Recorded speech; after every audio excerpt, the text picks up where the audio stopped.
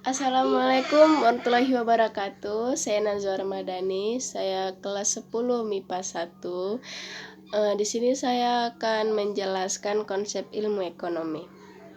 Oke, kita lanjut. Ekonomi itu yang kita ketahui itu masalah uang, berkaitan dengan uang gitu kan. Sebenarnya enggak. Ekonomi itu memiliki arti tersendiri. Dan ekonomi itu diambil dalam bahasa Yunani kuno yang berbahasa ekonomi. Ekonomi bahasanya gitu kan. Dan ekonomi itu juga memiliki dua arti. Yang pertama dalam arti sempit dan yang kedua dalam arti luas. Yaitu dalam arti sempitnya itu aturan rumah tangga, dan dalam luasnya itu kebutuhan. Terus tujuan untuk ekonomi itu untuk memenuhi kebutuhan agar terjadi kemakmuran dan memprioritaskan kebutuhan yang lebih penting. Jadi kita tuh melakukan ekonomi itu tujuannya ya untuk memenuhi kebutuhan. Berarti itu ekonomi dalam arti luas gitu kan. Terus kalau ilmu ekonomi udah kita terapkan, itu ada kegiatan. Kegiatan itu suatu aspek yang kita lakukan supaya ekonomi itu berjalan dengan lancar, yaitu ada produksi. Produksi itu seseorang ataupun bidang yang mengubah bahan mentah menjadi setengah jadi, seperti perusahaan gitu kan. Mereka memproduksi dari bahan nggak jadi menjadi setengah jadi begitu. Terus setelah produksi itu ada distribusi. Distribusi itu yaitu kegiatan menyalurkan barang atau jasa dari produksi ke konsumen. Dan orang melakukan produksi itu namanya kan distributor.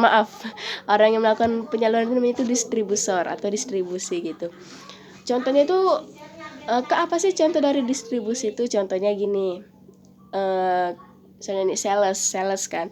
Sales itu kan dia ini kan distributor dari pembuat ke pengguna gitu. Jadi jadi si sales ini tuh mengambil barang dari perusahaannya, terus dia tuh menyerahkan ke konsumen gitu kan. Atau nggak usah sales lah, ataupun warung gitu. Jadi warung itu juga salah satu dari sarana dari distribusi gitu. Jadi mereka itu distribusinya itu di warung itu kan nanti dibeli sama pembeli, konsumen gitu. Jadi kayak menyalurkan gitu. Terus setelah distribusi dan produksi itu ada konsumsi. Konsumsi itu kegiatan menghabiskan nilai barang. Jadi konsumsi itu bisa disebut dengan konsumen, yaitu seseorang yang menghabiskan nilai barang gitu. Contohnya apa sih Kak dari menghabiskan? Jadi kita itu harus menghabiskan atau segala macam. Oh tidak, menghabiskan itu kayak contohnya itu kita nih beli susu kan, kita tuh beli susunya itu di supermarket atau minimarket, atau mungkin kita belinya langsung dari sales langsung gitu kan. Jadi kita beli itu kan ada nilai guna. Kegunaan susu itu apa, manfaatnya itu apa. Jadi kita tuh yang menghabiskan gitu. Jadi manfaatnya itu kita yang menghabiskan. Konsumen ini kebalikan dari distributor gitu. Kalau distributor kan untuk menambahkan nilai barang gitu. Kalau misalnya konsumen itu mengurangin ataupun menghabiskan sekaligus nilai barang itu gitu. Terus setelah kegiatannya Kak, apalagi sih yang harus dilakukan untuk mencapai konsep ilmu ekonomi? Itu ada tiga terapan, yaitu motif, prinsip, dan tindakan. Apa sih Kak dari motif, terus prinsip, dan tindakan? Oke, saya jelaskan. Yang pertama itu motif itu alasan misalnya seperti ini contohnya. Misalnya nih, seseorang itu ingin membuka usaha gitu, atau dia nih pengen melakukan kegiatan ini gitu kan. Jadi dia tuh harus ada motif ini alasan apa sih yang dia buat sehingga dia tuh ingin membuka usaha gitu. Misalnya gini, saya berniat gitu kan, dengan alasan saya berbuka usaha, saya tuh ingin lebih memajukan perekonomian keluarga, atau saya nanti ketika udah sukses atau mencapai hasil yang saya inginkan, saya ingin membantu banyak orang, itu kan berarti alasan ataupun niat yang terpositif kan, dan Tuhan pasti senang aja gitu kan untuk membantu konsennya dengan niat yang positif gitu kan. Terus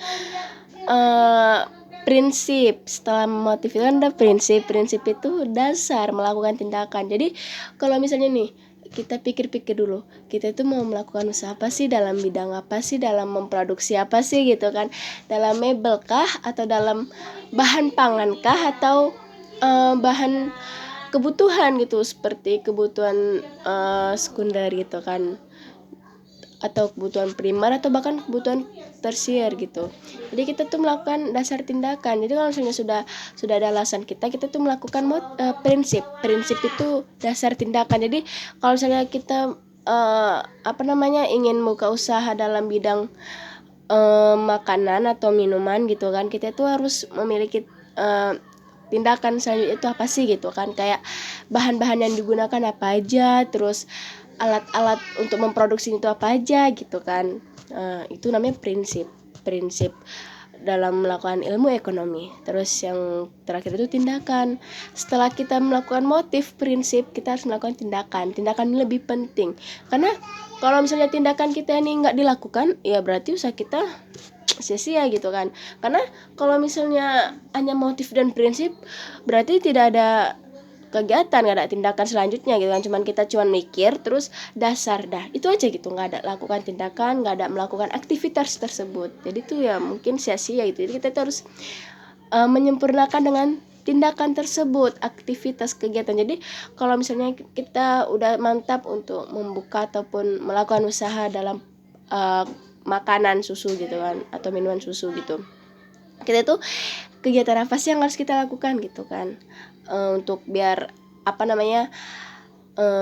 health-nya tetap terjaga, kualitasnya tetap bermutu begitu, dan itu lebih bagus untuk manfaatnya lebih bagus untuk manusia begitu. Jadi kita tuh setelah melakukan ilmu ekonomi itu kita masuk kegiatan, terus motif, prinsip, dan tindakan. Terus yang selanjutnya itu masalah, Kak, emangnya di ekonomi itu lancar-lancar aja ya, emangnya nggak ada kendala ya, aman-aman aja ya? Oh tidak, siapa bilang kawan, dalam ekonomi itu kita tuh diadakan masalah gitu. Bukan diadakan sih, memang udah hukum alam gitu kan, setiap usaha pasti udah ada masalahnya gitu. Jadi masalah apa sih Kak yang terjadi dalam ekonomi? Masalah utamanya itu apa aja sih Kak gitu kan. Yang pertama itu kelangkaan itu tuh kekurangan, karena contohnya lah apalah ya sekarang kelangkaannya, contohnya lah kelangkaan gas gitu kan. Jadi kelangkaan itu sangat berpengaruh gitu. Terus penyebabnya apa sih Kak kelangkaan itu terjadi? Kenapa harus ada kelangkaan? Apa sih penyebabnya? Pasti mempengaruhi. Yang pertama itu keterbatasan jumlah. Jadi kayak gini, kalau misalnya udah mau mendekati puasa gitu kan, itu kan gas kan stoknya kan kurang gitu kan, karena kan ibu rumah tangga kan nggak mau kan nanti misalnya lagi masak sahur tiba-tiba habis, di mana dicari gitu kan ya, kalau ada yang buka, sedangkan kalau nggak ada yang buka gimana begitu kan. Jadi keterbatasan jumlah gitu. Dan selain keterbatasan jumlah itu, manusia itu sangat ingin menang sendiri, dia ingin ngambil banyak gitu. Dia itu nggak memikirkan orang lain. Itu merupakan salah satu dari masalah keterbatasan jumlah. Emangnya cuma keterbatasan aja ya Kak? Karena ada yang lain. Oke, ada kerusakan SDA atau sumber daya alam.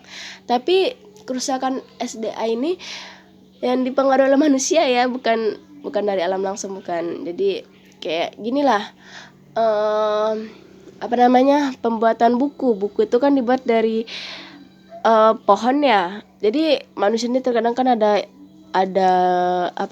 sifat irinya, ada sifat egoisnya. Dia tebang pohon yang sembarangan, masa pohon yang masih bagus ditebang dia gitu kan, sedangkan yang pohon yang udah tua nanti dibakar dia kan aneh gitu kan. Jadi bahan untuk melakukan itu, untuk memproduksi buku itu jadi berkurang gitu. Itu merupakan kerusakan dari SDA. Terus bencana alam, Emang apa sih Kak contohnya bencana alam kok sampai menyangkut dari masalah gitu? Seperti gimana ya kawan-kawan dijelasin? Kalau bencana alam itu kita nggak tahu, hanya Tuhan yang tahu kan kapan bencana alam jadinya. Jadi kalau misalnya gini lah, suatu perusahaan memproduksi susu misalnya. Jadi perusahaan ini tuh mengalami kebakaran. Contohnya ya, tapi dijauhin lah. Jadi perusahaan ini mengalami kebakaran di di tempat produksiannya itu, dan itu otomatis mengurangi gitu kan, mengurangi jumlah dan udah pasti kerusakan gitu dan lain-lain kelangkaannya itu penyebabnya. Jadi tuh penyebabnya itu banyak sekali penyebab masalah itu. Terus Kak kan udah ada penyebab nih Kak, emang nggak ada cara atasinya gitu? Oh ada banyak banget untuk cara mengatasi kelangkaan tersebut. Yang pertama itu memanfaatkan bahan substitusi. Jadi yang seperti saya bilang, kelangkaan gas. Jadi kalau misalnya kelangkaan gas itu kita tuh harus memanfaatkan supaya kita untuk mengatasi gitu kan. Jadi kayak ibu-ibu rumah tangga itu kalau mereka menggunakan itu mereka tuh harus lebih produksi gitu kan, harus lebih smart lah, cermat gitu ceritanya. Harus memasak yang lebih penting gitu kan, untuk buat cemilan itu ditunda dulu gitu. Berarti tuh sama sekali kita memanfaatkan bahan substitusi gitu. Namanya cuma memanfaatkan aja ya Kak. Oh enggak, ada juga memanfaatkan kemajuan teknologi. Jadi memanfaatkan kemajuan teknologi ini untuk seseorang yang membuat ekonomi tersebut. Kayak sekarang kan teknologi kan maju pesat gitu kan. Jadi kalau misalnya kita memanfaatkan teknologi, pasti dari generasi ke generasi tuh menciptakan ide-ide yang lebih bagus gitu. Jadi teknologi yang lebih bagus, terus yang bisa menghasilkan produk itu lebih cepat gitu kan. Terus jadi nggak pakai bertele-tele gitu, nggak pakai lama-lama, nggak pakai cerita basa-basi begitu. Terus dan lain-lain gitu mengatasinya. Memang sebenarnya itu banyak sih, tapi kalau disebutin semuanya itu nanti ada yang difahamin sama teman-teman, ada yang enggak gitu kan. Terus Kak cuman ada masalah terus penyebab dan mengatasin. Ya sih kalau saya itu mah udah umum lah ya, secara hukum alam itu udah umum kalau dalam ekonomi itu. Terus Kak apa saja sih macam-macam dalam ekonomi itu? Ekonomi itu macam-macam itu ada 3. Itu sangat-sangat umum yang kita ketahui, mungkin dari SD kita udah pelajarin gitu kan. Itu primer itu kebutuhan pokok ataupun kebutuhan yang harus dipenuhi terlebih dahulu, seperti bahan makanan, terus seperti pakaian begitu kan. Terus setelah itu sekunder, pelengkap. Ya setelah primer udah kita penuhin, kita melakukan sekunder gitu. Ya kayak rumah gitu kan, pelengkap kan. Kalau kita nggak punya rumah, kita mau berlindung gimana gitu kan. Jadi itu salah satu dari pelengkap. Terus setelah itu kita mungkin tersier itu kepemilikan. Jadi kalau misalnya dari primer dan sekunder udah kita penuhi, kita tuh boleh aja untuk melakukan tersier macam-macam ekonominya. Tapi ini bagi yang mampu kawan-kawan. Jadi kalau misalnya kawan-kawan nggak mampu, nggak usah dipaksa, karena karena ada ekonomi yang lebih kita pentingkan daripada itu. Terus menurut sifat itu apa aja sih Kak ekonomi itu? Ekonomi ini menurut sifat itu ada 2, yaitu jasmani dan rohani. Jasmani itu untuk kesehatan dan rohani itu untuk jiwa gitu.